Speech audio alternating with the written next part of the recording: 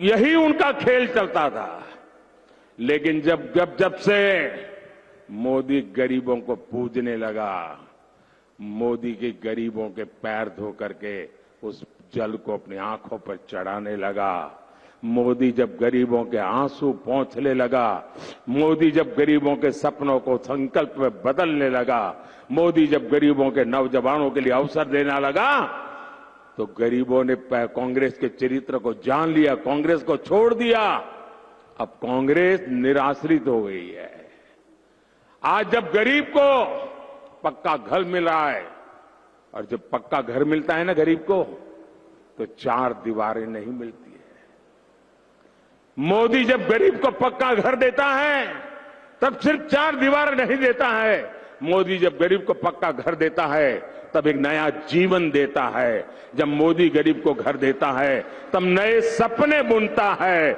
जब मोदी गरीब को घर देता है, तब उसे हकीकत बना करके देता है। जब मोदी को गरीब को घर देता है, तब उसके अरमान जगा देता है। जब मोदी गरीब को घर देता है, तब उसके सपनों को नया आशियाना देता है। जब मोदी गरीब को घर देता है, तब उसके सपनों को नई उड़ान देता है, उनके अवसरों के लिए नई ऊंचाई देता है। और तब जाकर के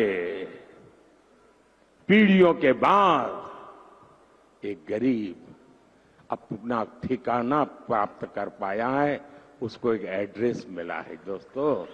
और उस एड्रेस पर गरीब ने उस एड्रेस पर मोदी का नाम लिख दिया है दोस्तों।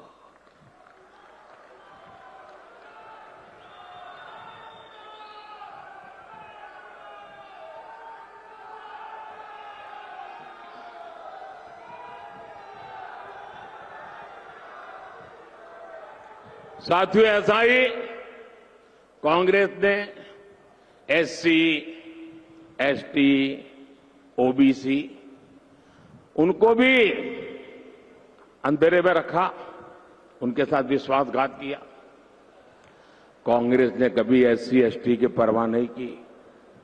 90 के दशक से पहले से कांग्रेस ओबीसी आरक्षण, यानी जिसको अपने गुजरात में बख्शी पंच कहते हैं, बख्शी पंच के लिए, ओबीसी के लिए हर प्रस्ताव को ठुकरा दिया, परवाह नहीं की।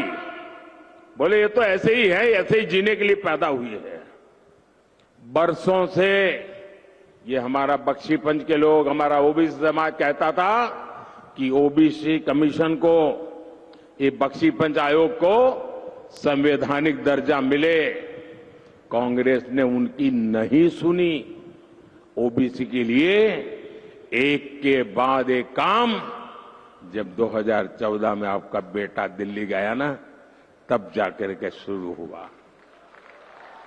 और नतीजा ये हुआ कि ओबीसी, ये हमारे बख्शी पंच लोग के लोग कांग्रेस से दूर भाग गए, पहचान गए कांग्रेस को।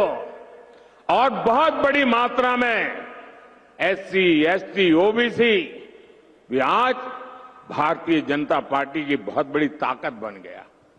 साथियों, कांग्रेस ने कभी समझा ही नहीं कि हमारे देश में आदिवासी समाज भी है। इतने साल तक कांग्रेस ने आदिवासियों के लिए अलग मंत्रालय तक नहीं बनाया। बीजेपी सरकार ने आदिवासियों के लिए अलग मंत्रालय, अलग बजट बनाया। उन्होंने उपेक्षा करते रहे, आदिवासी समूह की जो उपेक्षा वो करते रहे, घनघोर उपेक्षा करते रहे, और दशकों तक उन्होंने उपेक्षा की और उनको एक हाशिए में रखा। उन्होंने भी कांग्रेस को किनारा कर लिया। आज देश में आदिवासी बाहुल्य क्षेत्रों से भी कांग्रेस या तो गायब हो चुकी है, या तो तीसरे नंबर पे कहीं इंतजार करती खड़ी है। कांग्रेस इन लोगों ने कांग्रेस के छुटकारा ले लिया। आज बीजेपी के एमएलए, एमपी की संख्या सबसे ज्यादा बीजेपी की एससी, एसटी, ओबीसी है। आज मेरे मंत्री परिषद में 60% से ज्यादा एससी, एसटी, ओबीसी समुदाय के लोग हैं।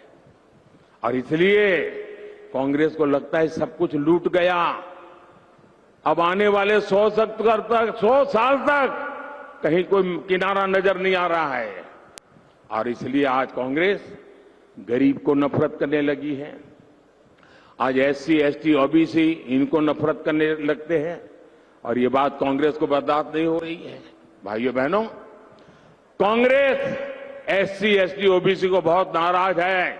उनकी वोट बैंक चली गई है और इसलिए हम नई साजिश रच रहे हैं और नई साजिश रची है। साथियों,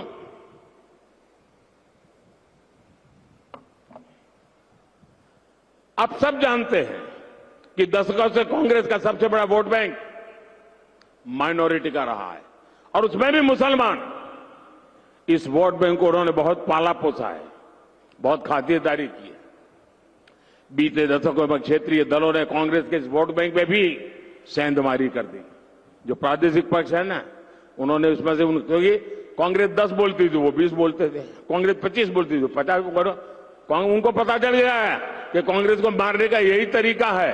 तो जो प्रादेशिक पक्ष पैदा हुए उसमें से बहुत सारे उन्होंने कांग्रेस को जो मोनोपोली थी माइनॉरिटी की, उस पर भी डाका डाल दिया। इसलिए अब कांग्रेस नई नीति रणनीति बना रही है।